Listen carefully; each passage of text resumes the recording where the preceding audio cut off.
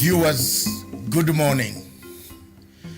This morning, I want to address the issue of Uhuru Kenyatta's legacy. The legacy of His Excellency President Uhuru Kenyatta of Kenya keeps on moving, keeps on going forward and forward. Since the handshake in 2018 that brought about the peace, the tranquility, the unity of purpose, President Uhuru's star has been rising.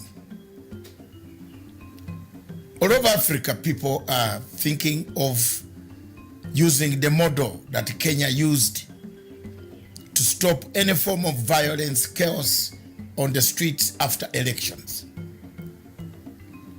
As you know, all of you are aware that elections in Africa produce two things: after or before or after the voting. Disputed elections, winner takes it all, loser doesn't accept the results. But the Kenyan model takes us miles and miles away from the normal type of democracy. The democracy, a negotiated format, a consensus format. A democracy that gives consensus a chance. A democracy that talks about the future of a country, the unity of a country, as opposed to a fragmented country, polarized country, where most African countries find themselves in. We have seen in the last 10 years or so, most of the elections in Africa have been contested by the opposition. Very few people in Africa, countries in Africa, where opposition has conceded defeat and come up to congratulate the winner. We have seen the South African model has worked very well. The Ghanaian model has worked so well. I don't see any other country in Africa where the models have worked well. I thought it would be Sierra Leone, but today we see Sierra Leone going back to the same ethnic tensions, as you can see from the reports that are circulating in the international media and the local media. So elections in Africa are contentious issues. They create a contentious position, create a departing point for the people of Africa, of that particular nation. The legacy of Uhuru Kenyatta, therefore, will be remembered for having brought the tranquility that we have today, the peace, the new format, the new tool of having a better organized civil Africa, an Africa without violence, an Africa without chaos after elections, when the opposition accepts to work for the interests of a nation, not personal interests. This has worked in Kenya, and thank you very much, Your Excellency President Uhuru Kenyatta, for the tenacity and the steadfastness that you have guided this handshake up to today. For those who want to mutilate the handshake, belittle the handshake, one lesson they should learn is to look at Libya. Libya was once a territory we all respected. It is no more. Let's keep the handshake and the legacy of President Uhuru Kenyatta. Thank you.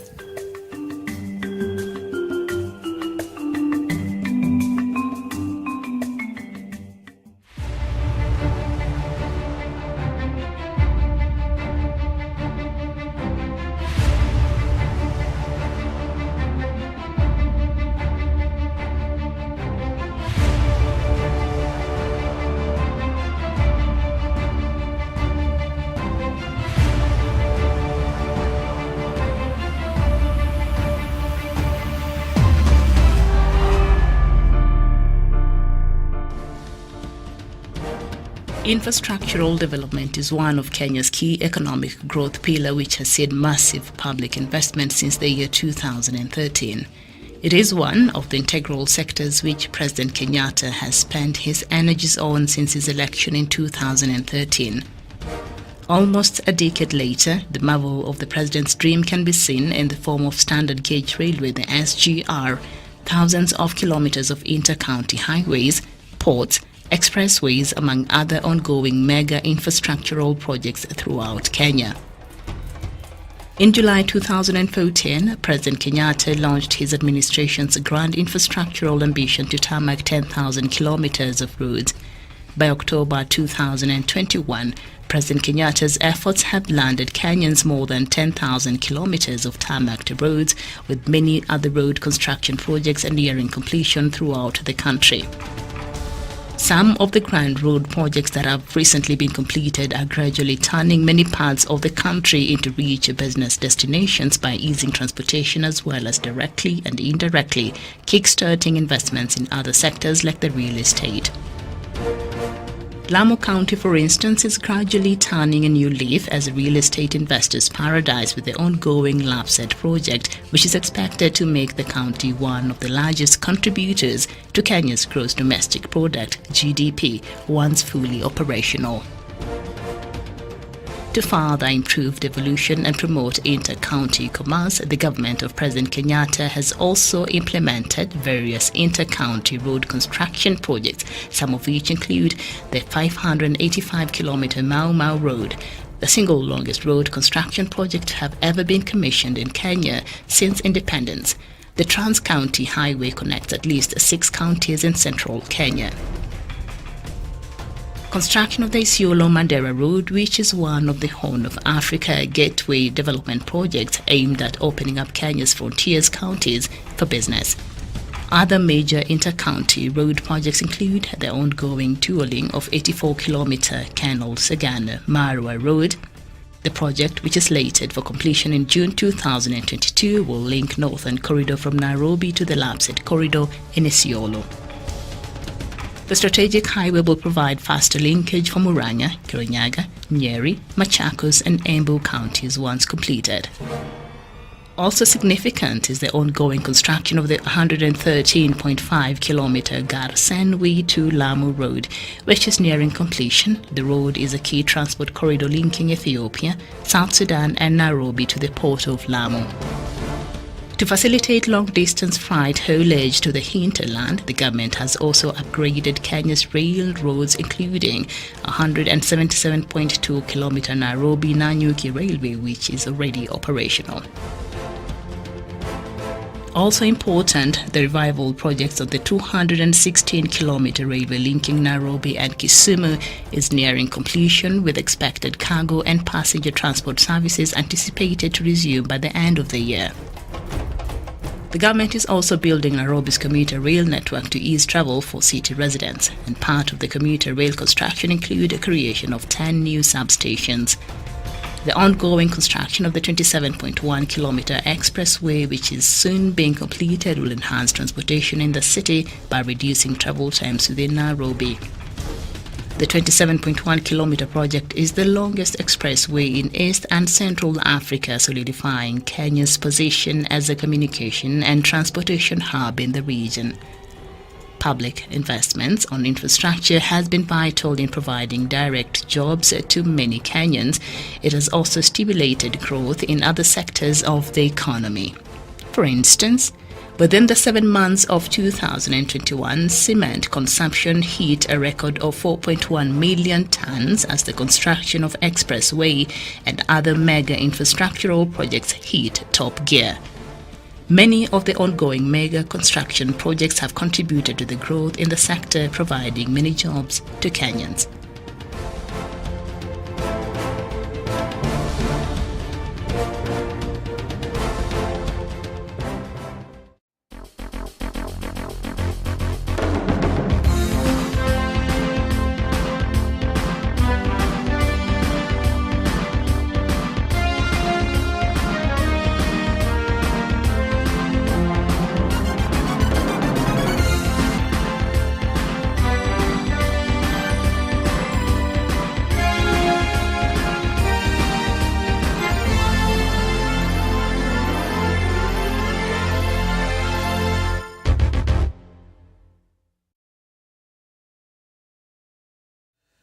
Good morning, viewers. Thank you very much. Welcome to Punchline Africa Television.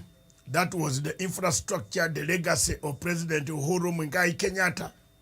As I told you much earlier this week, by the end of the week, Monday starting next month, throughout the month, out all the regions of Kenya, the eastern, western, northern, northeastern, central, we shall be exhibiting the legacy projects that President Uhuru Muigai Kenyatta has been able to complete, to accomplish, those that need Raila to finish. Those are the projects that we want to see assessment. All our county coordinators, my county coordinators, those who have been on this project, we shall be there to see what we can do. What is the best live reporting from the scenes? This is Good Morning Africa, brought to you by Dr. David Matsanga, right from the general headquarters of Punchline Africa Television. Good morning. First, let's look at the headlines. But before we look at the headlines, newspaper headlines, we have Raila Karua. This is how we shall govern. The Standard newspaper of Kenya says so. Raila and Martha Karua yesterday gave their projection, their vision, the vision of their party, how they will govern Kenyans, the welfare system that is workable. What Raila is proposing is workable elsewhere if you close the loopholes of corruption. You need to close corruption completely. Good morning, Douglas Kirimi, right from Meru, the Abadeas Mountains, the other eastern part of. Good morning. Good morning, Dr. David Matsanga from Nyambene Hills and the slopes of eastern of Mount Kenya. And good morning to our crew and also to our friends across the world. Good afternoon and good evening, depending on where they are watching us from. Thank you for having me on the show, Dr. David. Thank you very much, Douglas Krimi. That is our correspondent. Later on, we shall be joined by several other correspondents dotted across the country, in Mombasa, in Nyanyuki, in Western, and we shall be doing that right from next week on Monday. All our coordinators will be online to give us an update of what is going on, the legacy trend, what has happened, how far have we gone, what can we do, the health facilities, are we ready for any pandemic that can come anytime? Because you can fight everything, but you can't fight time and a revolution. Remember, a revolution has no timetable. It can come anytime. Good morning, Africa. Then, the sea. Ruto, charter, politics of charter deals. Charter. A charter is something very important, which must not be said by people who lie. A charter is something like the United Nations Charter. It has never changed. So I don't think anybody in Kenya would be lied to that Ruto can keep his word, because he never keeps his word anyway. He says this today, tomorrow he will say that. He says he's in government, he was not in government, he was not aware, his projects are here. These are not my projects, but the other projects were mine. So anybody thinking of supporting Ruto, just be careful that the words don't rhyme the current situation. And deep inside, you can see Azimio has 24 hours to finish zoning. I don't know, they have decided to zone. It is up to them. It could be a house code. There is something that I wanted us to see. And after this newspaper, I would want production team to look for the shoe. I've posted on my post the shoe that Ruto was wearing at the Nyayo Stadium. That shoe, I want you to bring it up at the end of the show. No, when I begin talking with Douglas, and I will tell you the price of that shoe. It is no counterfeit. Don't do counterfeit here. Yes, some people are arguing that, oh, it is, no, we know who brought it, how it came from London. The shoe made from London. It is from the Duke. The Duke is very expensive Duke. Very, very expensive shoe. The state borrowing 2.5 billion daily. If you are borrowing for the good reasons, fine. But most of this money was being borrowed during the COVID days. COVID, that was last year, not now. The average rate of 2.5 while spending 2.4 billion every day on repayments since July last year. You know, COVID struck so many countries across the world. And I don't know why people in Africa cry all the time. This thing of Ukraine has affected everybody. In the UK, the prices of gas, even gas per electricity, you put in 10 pounds. It doesn't last you 4 days. You see, those days it used to last. Everything is being now given on priority basis. So those who complain so much in Africa end up complaining on their own shadows. The UN calls for investigation into Melilla massacre in Morocco. That's a very serious subject that I have called upon African Union, United Nations investigates, but I have called upon African Union to expel Morocco. We don't know why Morocco came back to our African Union. Morocco does not belong to us Africans. Morocco discriminates us. Morocco has occupied Sahawari. Morocco has done a lot of things. Morocco is a puppet, is a proxy of the French on this continent of Africa. Come on, wake up, you Africans. What's wrong with you? You have embassies here, walking around. Ambassador now in Kenya, ambassador, Moroccan ambassador is sponsoring Ruto. You are just waking up. You will wake up in a conflict. What type of life is this in Kenya? Wake up. Hello? Watu wa Kenya muangalie. Ninaambia, I was telling you, IEBC is very wrong.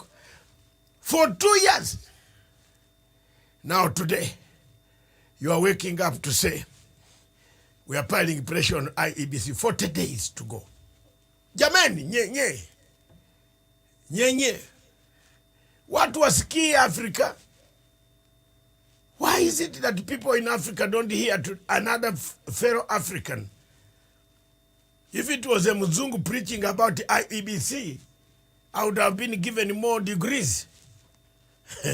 But I've been telling you that IEBC is a problem. Yes, it's a problem. If you are borrowing, and borrowing for the good reason, there is nothing wrong. But President Uhuru Kenyatta was borrowing while Ruto was stealing. So we had a problem here. When you want to touch him, he brings his henchmen and they gather about social media and they say we are being targeted as a tribe. So you give up. When you want to bring in life audit, Ruto says, there is no this, I'm ready, but I'm not very ready. Cohen goes to national TV and starts singing the choir of Ruto. There is no constitutional means to do life audit. Now today they are shouting around that, oh, the price of flour is too high. Ruto is the one who even imported maize from Uganda, gave to his relatives and the son and everybody in the family and the wife. They imported maize from my country through another man there, dubious, corrupt fellow across there, who is not the president. Yes, we know now the contacts. We are going to exclude. We can't say it is President Museveni. We know who has been dealing with Ruto, and that soon we shall be revealing it. They brought here maize. Yes, Some of the maize became green. Now why do you cry of flour? Douglas Kirimi, you are crying of flour, the price is so high. When Ruto cannot preserve the maize for farmers in Kitale and Trans Nzoia and every place, all the area in the Rift Valley went to rot. You didn't preserve any maize. You would be taking maize to the Wunga, to Tinga, to crush it and get the flour. But the guy decided to corruptly, with Kirinjuri, the Minister of Agriculture, to take almost 2 billion shillings. They like money, but they might not reach the kingdom of God.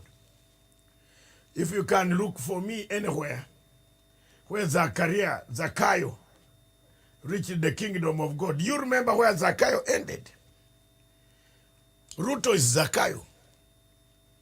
That I've returned everything. Another one here, I've just seen another one, the deputy of Ruto, says that when I'm elected, I'm going to recover my frozen money. So are these the people that you want to run this country? A very big country with an economy in East Africa. An economy in Africa that sustains. When Kenya makes a decision, everybody respects. Are these the people you can leave a country to run? You want this country to look like Italy during the days of Mafia and Prime Minister Aldo Moro. Aldo Moro used to work with the Mafia at night until they kidnapped him, assassinated him in 1978. Do you want this country to look that way? I believe not. Thank you. Douglas, the final newspaper, controversy rocks IEBC technical tender. Excuse me. I've been talking about the ICC for the last 3 years. First, where they printed their papers, ballot papers are questionable. You can't print a ballot paper in Greece. I don't know whether the government is listening. This election, if I had powers, if I was a Kenyan, I would not conduct it. A bad election in Africa produces a war. And you are busy going on, marching on as if nothing is wrong. 40 days left. The leaders now are raising very serious concerns about tenders for technical equipment. Some BVRs are missing. Numbers are taken out. Voters are being transferred. Tribalism, tribes. One tribe is put in another country. The way they have returning officers, they have sent tribesmen who will be working like almost agents. This complaint is going on, growing big. For example, the agents coming to Kenya, Mount Kenya, they seem to have been chosen, not agents. The IEBC seem to have chosen only one tribe that is in Mount Kenya. That is, what is all this? To get everybody to go anywhere, not to choose one tribe. I'm told of Bungoma district, where relatives of some man in the IEBC are controlling the vote. They are the returning officers. So these are some of the complaints that the people of Kenya, yourselves. My role as a journalist, an investigative journalist for many years, on top of my scholarly matters, I also did in journalism.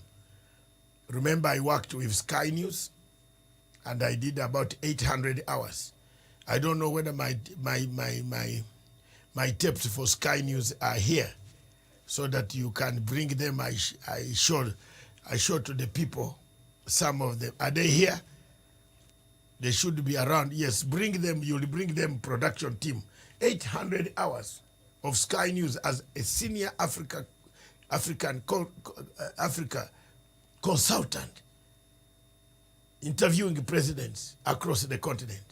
So when people see me here, some of them think that I am useless. No. I went, produced my papers. I got an interview. I beat 20,000 people who had applied for the job. On merit, the Muzungu didn't know me, but the Muzungu saw my material. I answered all the questions right. I wrote my essay very well in Shakespearean English. Beat the Wazungu themselves who know English, but they didn't know how to coin some of the words on African affairs. And I got my job until 2008.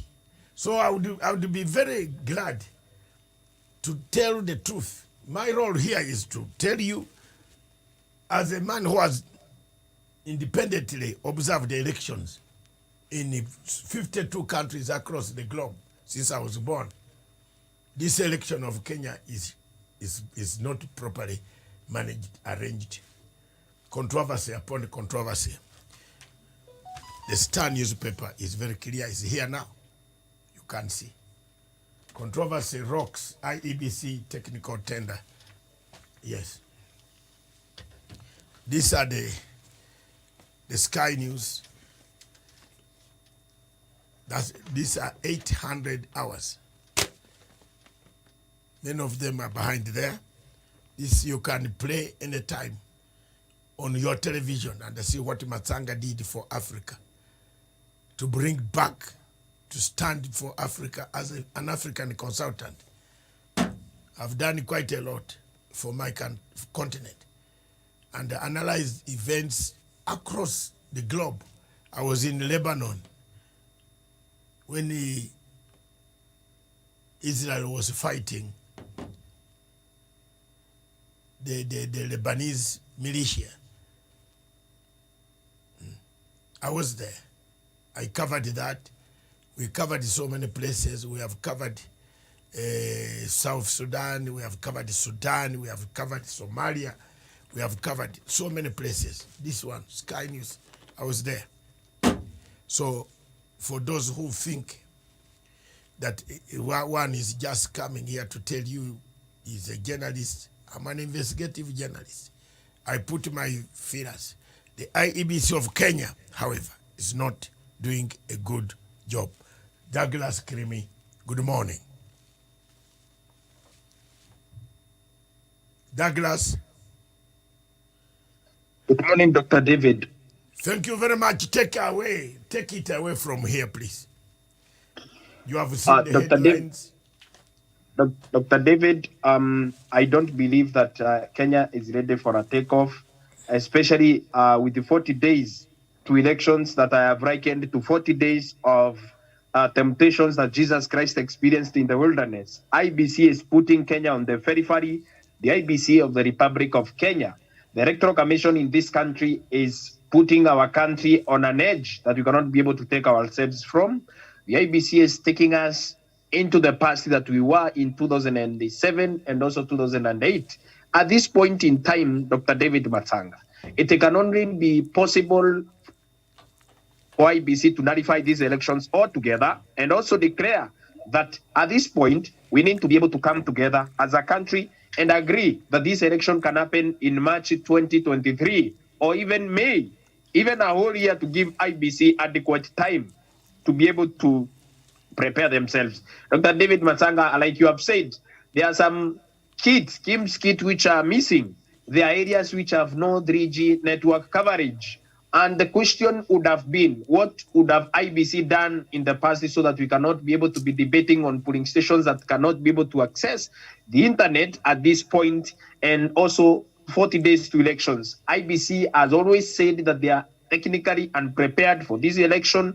IEBC has said that they lack capacity to be able to run this election. This is a corruption riddled. This is an election that is riddled with corruption and all manner of issues, Dr. David. Because if you look at it, these are the same people who clear convicts like Major John Waruke, the MP for Sirisia constituency, and then they also frustrate other candidates. What are the parameters that the IEBC is using today to clear candidates in this country, Dr. David? We need to also know what is IEBC doing to be able to spearhead a credible, free, and transparent election in this country.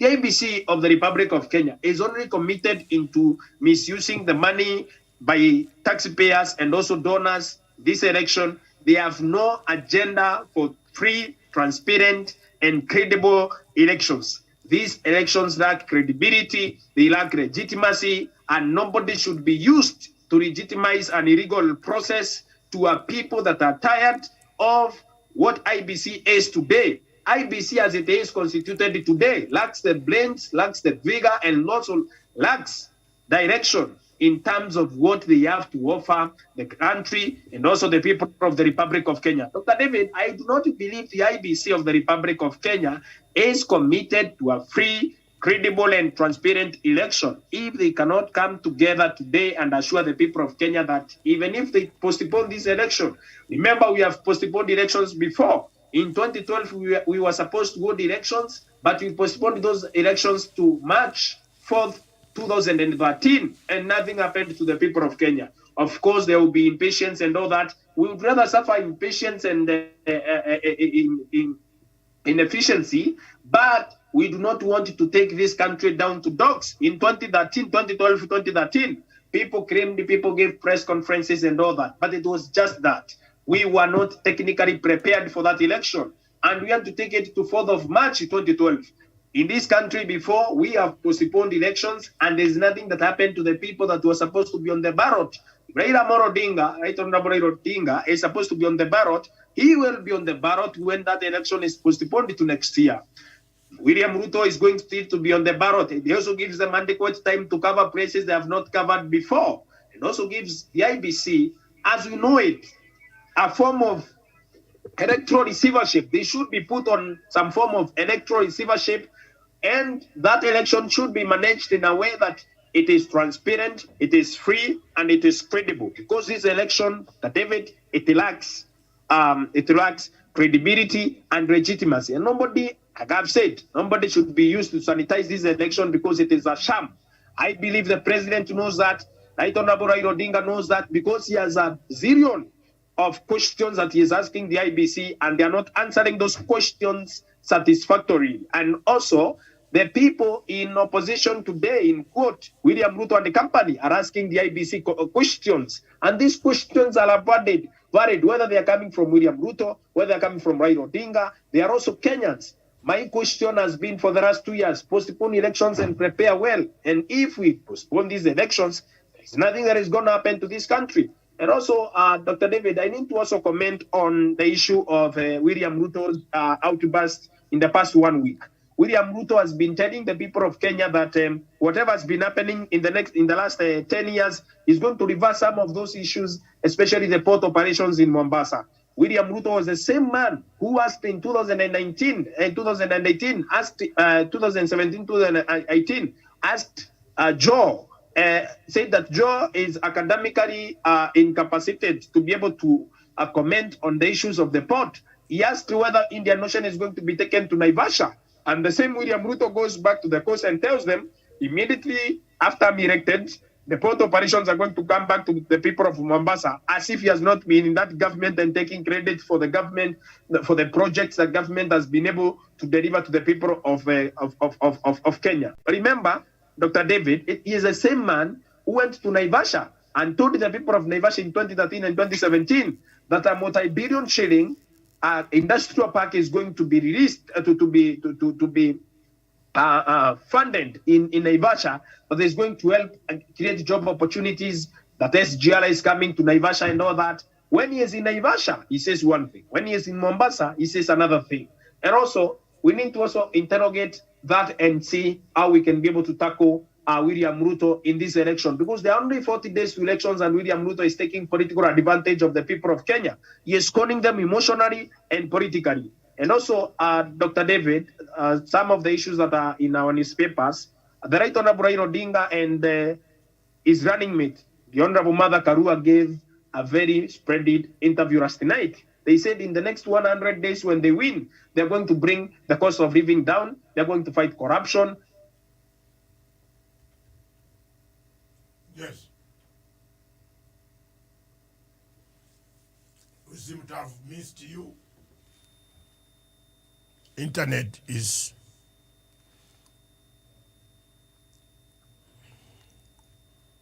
it looked like the internet has taken off Douglas Creamy. But the They're going Douglas to has create raised, opportunities for young people, take care of vulnerable families.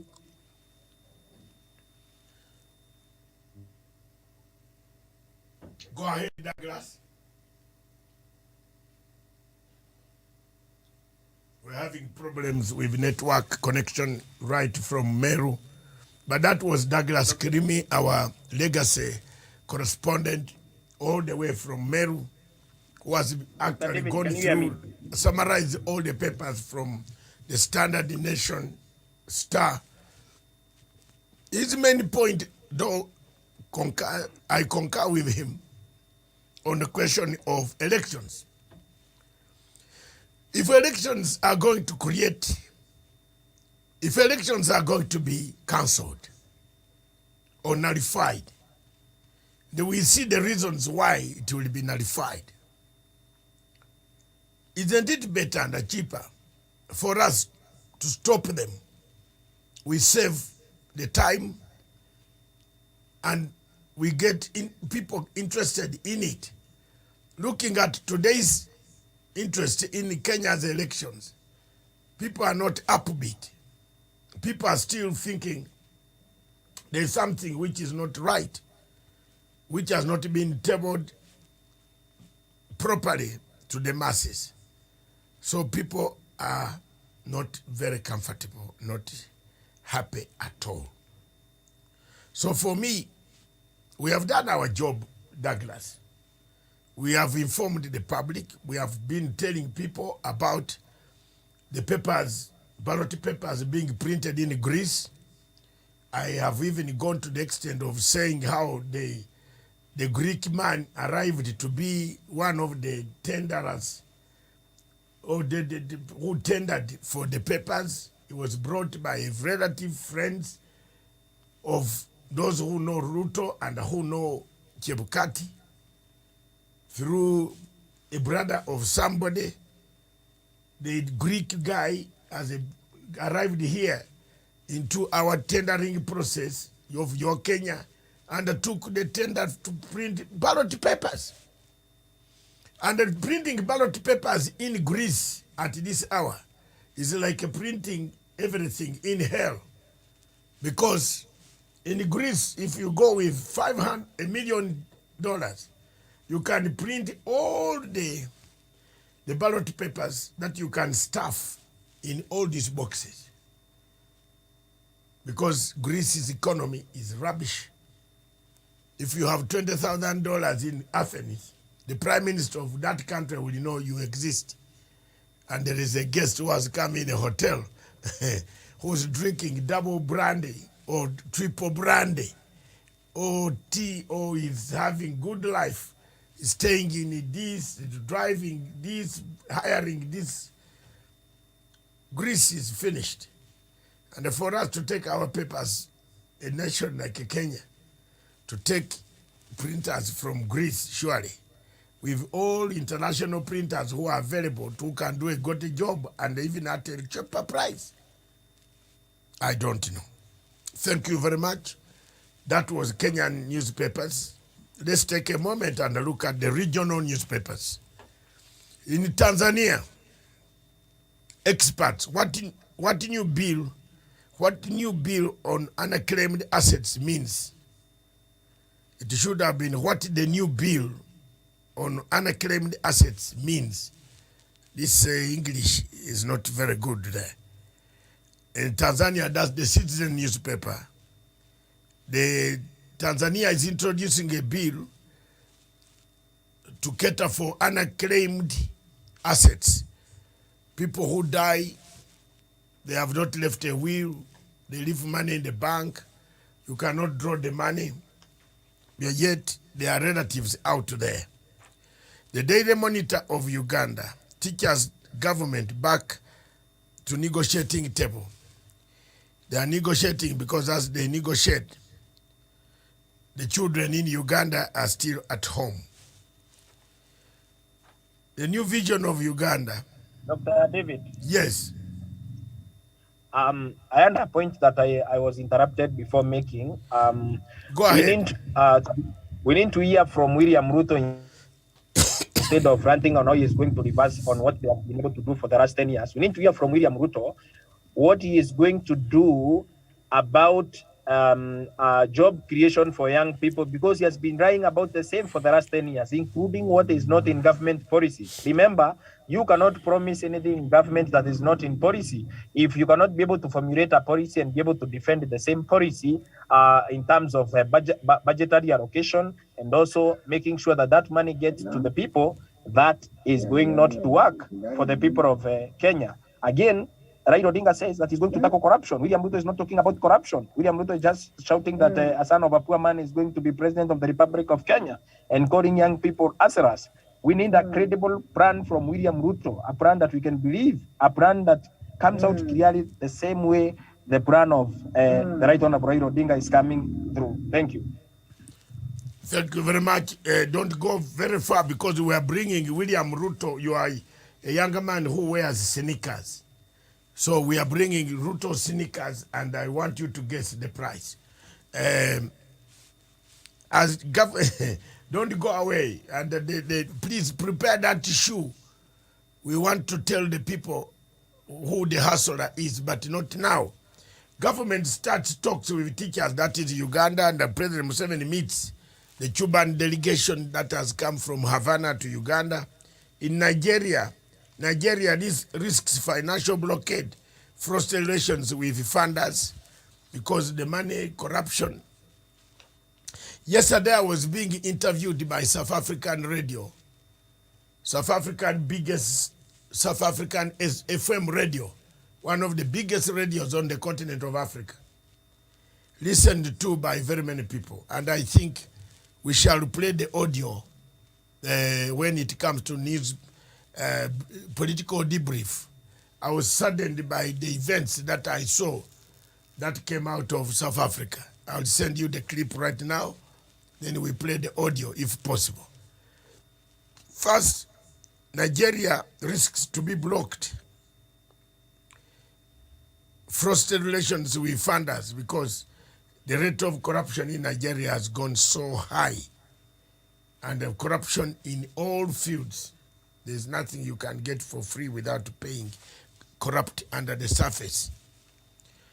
SCG Chief Justice to get 2.5 billion benefits. Senate begins corruption probe of the Chief Justice.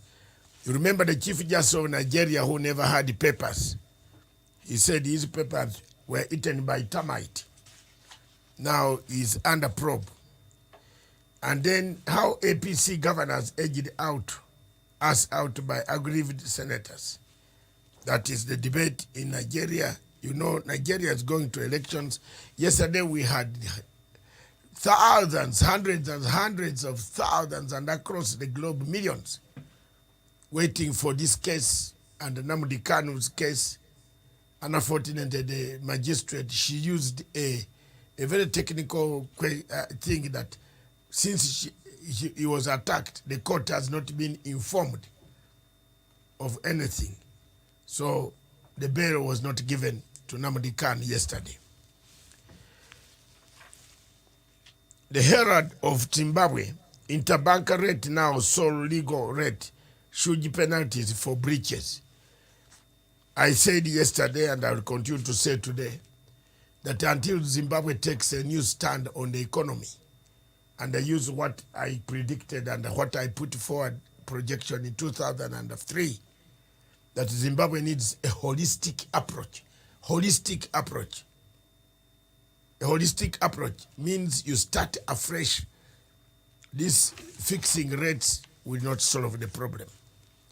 The daily news. What is goods? What is as goods will vanish from shops.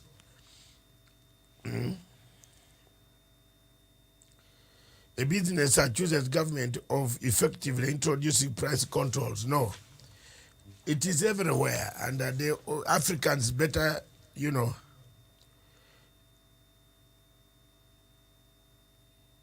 In the news day, Chamisa tells Mnangagwa to retire, to get prepared and retire now. The daily news of Tanzania again. Dar es Salaam sees investment boom. This lady is meeting investor every time you open up Tanzanian TV. Delegations, appointed delegations, have gone to Tanzania to do an investment, which is very good.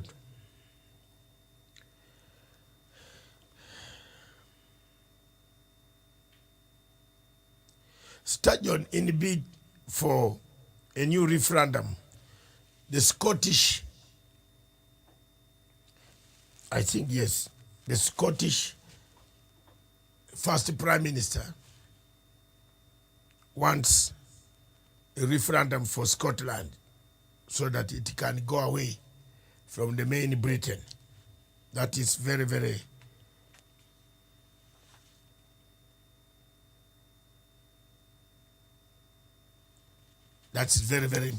very strange.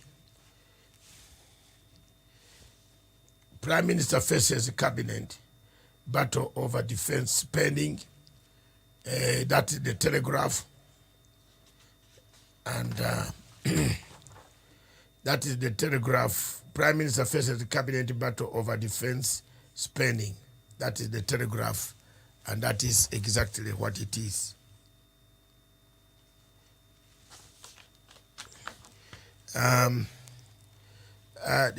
Let's see, look at some of the comments. Mr. Olisameki Paul Ofache says, this guy is slavery living in another man's country, while clueless, tired, and unhealthy grandpa is their president.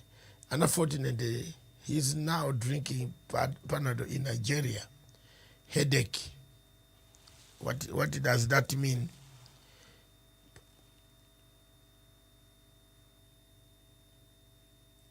I don't know what he means. We don't know what you mean. Who is living in another man's country? Is it me or you are meaning who? So we don't know. Douglas, any comment on this before we move? You have moved. Okay.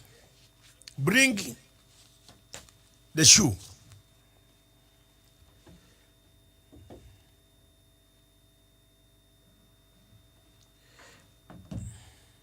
Thank you very much, viewers.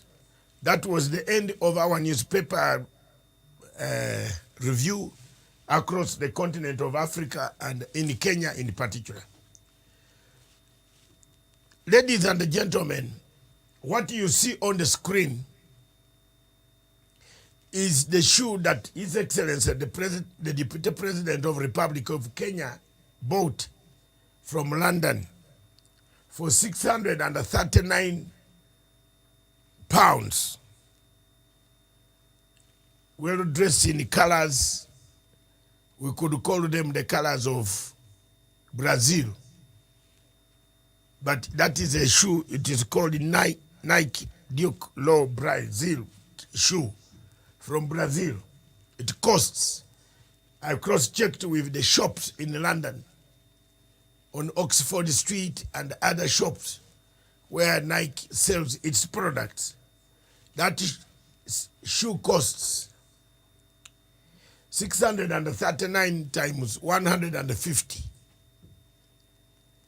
I think you can get a pound to $1. You can get some amount, those who can do mathematics quickly for me. So, His Excellency, Deputy President Ruto says he's a hustler. He was addressing the younger men. There he is, wearing a shoe that costs 639 pounds. A shoe. But in actual sense, there are people here who sleep without food. In actual sense, there are very many people who have not even money for transport to town. But Ruto can spend 639 pounds on shoes for one day. The shoe you see in front of you on the screen is similar to the shoe he was wearing. I would like to see your comments. Thank you very much, Douglas Kirimi. We have another person who has come in. I don't know who. Douglas. Thank you, Dr. David. If a man would wear a shoe worth that much, if a man would just wake up one day, start talking about poor people without doing anything for those poor people, he is one of the people in this country that I'm requesting Kenyans, in the next 40 days, please do not vote for that man, William Samoei Ruto. He's wearing a shoe worth a lot of money, hundreds of dollars, that he can be able to pay school fees for young people that he is saying are education deprived. People that are deprived of education, and William Ruto is doing all those, is displaying so much opulence. A man who campaigns in more than 10 choppers. He has his own 5 that he has bought in the last 10 years with a salary of 1 million Kenya shillings. A man that earns $10,000 per month has bought over 10 choppers. He has hired some other more 10 that he continues displaying opulence to the people of Kenya. When we, the people, the citizenry that are required to vote for William Ruto and also advocate for his presidency, do not stand a chance in his administration. This is a man that should be denied an opportunity to become the next president of the Republic of Kenya. Dr. William Ruto is one of the people that do not require a lot of campaigning in this country, that we do not require to be campaigning in this country. People know that William Ruto and the presidents of the Republic of Kenya is like day and night. This is a man that is going to take over our national resources and continue enriching himself. If a man who earns $10,000 a month can use that money to campaign for himself and do all that he has done, we do not stand a chance in his administration. Dr. David Matsanga, I'm requesting the people of Kenya in the next 40 days to decampaign him and not to vote for him as president of the Republic of Kenya. Thank you. Thank you very much, Douglas. Would you buy a shoe of that amount? Douglas, would you buy a shoe of that amount? Yes, Dr. David. Would you buy a shoe of that amount? If I'm a leading presidential candidate in this country, Dr. David, I wouldn't buy that shoe. I would use that money to help the poor people in this country, support education, and also support people that lack water in this country. This is money that is meant for children in Arol and Kimorel villages. This is money that is meant to build dams for the people of Arol and Kimorel, because you cannot earn $10,000 a month and then go out there, live in opulence, display a lot of opulence. It is uncalled for, and I think William Ruto is not the kind of a sensitive leader that would be required in this country. Dr. David, why would he be importing shoes worth millions of shillings, whereas poor people in this country that is calling us have no jobs? He would have created more jobs, and he would have taken more children to school, maybe drilled a well that can help young people access water as they go to school, access water for the animals, and also maybe created a farming model for young people that he can be able to do more when he becomes president of the Republic of Kenya. William Ruto is a shameless spender of public funds, a man that should not come near the presidency. In the next 40 days, please do not be tempted to vote for such a person to become the president of the Republic of Kenya. Please deny him that opportunity at the ballot and make sure that William Samoei Ruto does not become the president of the Republic of Kenya. Thank you.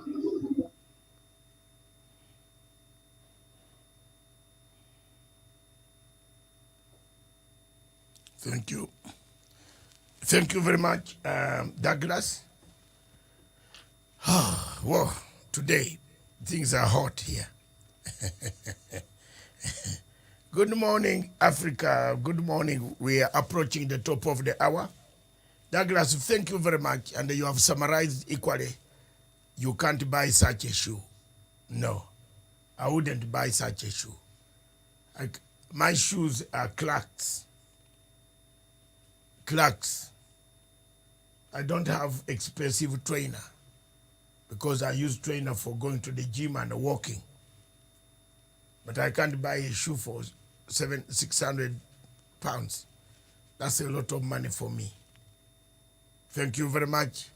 This has been Good Morning Africa with the newspaper review with me and Douglas Kirimi from Meru. And Dr. David. Yes, come in. Before you conclude, yes. Why would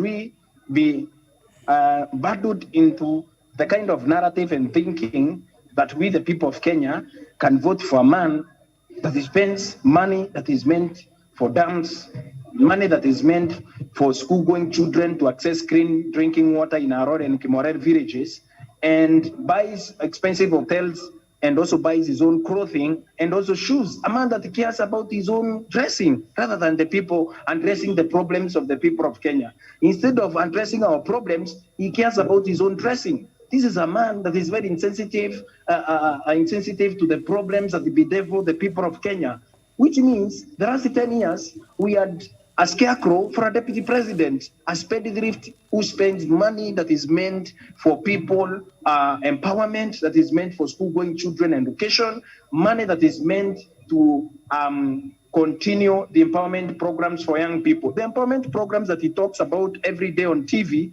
those programs are just but PR stunts. Those are public relations stunts. But this man wants to become the president of the Republic of Kenya, Dr. David. But when he gets an opportunity to spend money, he spends it on himself, dressing himself instead of addressing our problems. This man is known for dressing rather than addressing our problems and the plight as the people of Kenya who are going to vote for him in the next 40 days. And I use this platform to urge the people of Kenya, the people who are going to give this man an opportunity to be president, please deny him that opportunity, because if he can get an opportunity to spend millions of shillings on a shoe as a deputy president, what is he going to do? Now he is going to be president. This is a man who spends money to build an hotel for himself, steals the money meant to empower the people of Kenya, and that money could have been used for a better cause, which is empowering the children and the future generation of this country through clean water, and also making sure that these people can access education. How much school fees that now schools have crossed by the time they reopen, how much school fees would he have paid for school-going children using that money? This is a man that has shown you opulence in the middle of lack. This is a man that is displaying opulence in the middle of our needs. Instead of addressing our problems, he is dressing himself and also addressing his own personal problems as a deputy president. Please deny him an opportunity to become president of the Republic of Kenya in the next dispensation. Thank you. Thank you very much, Douglas, for that intervention. Deny him the vote. Vote for Raila Martha Karua ticket. You will fight corruption. You won't buy a shoe for 75 to 80,000 shillings. This is ridiculous. Thank you. On the top of the hour, we come to political debrief, and we shall be looking at Ethiopia. The peace process in Ethiopia is one of the flagships of President Uhuru Kenyatta behind the scenes. Yesterday, I was interviewed by a South African FM radio station that covers millions and millions across the continent of Africa. And I had to say quite a lot of things, and I'm sending the clip to production. After the intro, they will play that clip. Thank you.